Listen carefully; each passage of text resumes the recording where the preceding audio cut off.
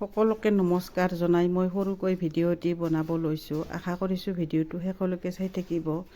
চাওক, মই আজি এনেকুৱা এখন বাগানত আছোঁ, যিটো বাগান নেকি অকল মই নহয়, আপুনিও যদি এইখন বাগানত সোমায় তেনেহ'লে ওলাই যাবলৈ মন নাযাব। চাওকচোন, মানে ইমান ধুনীয়া ষ্ট্ৰবেৰী বাগান এইখন, দেখিলেই মানে আচৰিত। চাওক, ইমান ধুনীয়াকৈ পকি আছে ষ্ট্ৰবেৰীবিলাক। আগতে মানে ইমান ওচৰৰ পৰা দেখা নাছিলোঁ, ইমান ধুনীয়াকৈ লাগি আছে। চাওকচোন, এইফালে যি পকা আছিল এই পকাবিলাক ইতিমধ্যে ছিঙিলে আৰু সেইফালৰবিলাক এতিয়া ছিঙি আছে। চাওক, ইমান দূৰলৈ ইমান দীঘল দীঘলকৈ বেড বনাইছে আৰু প্ৰতিটো বেডতে দুজোপাকৈ দিছে।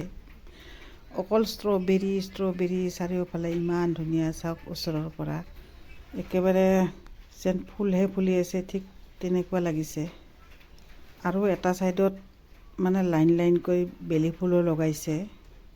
মহিলাসকলে আবেলি সময়ত ধুনীয়াকৈ ছিঙি আছিল আৰু ছিঙি থকা সময়ত আমি এফালৰ পৰা আহি হঠাৎ বাগানখন দেখি মানে নোসোমাকৈ থাকিব নোৱাৰিলোঁ।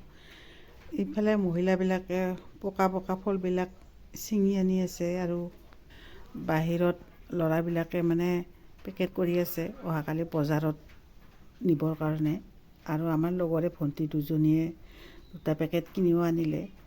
বন্ধু বান্ধৱীসকল, মোৰ ভিডিঅ'টো ইমানেই আছিল। আপোনালোকৰ যদি ভিডিঅ'টো চাই ভাল লাগিছে তেনেহ'লে লাইক কমেণ্ট নিশ্চয় কৰিব।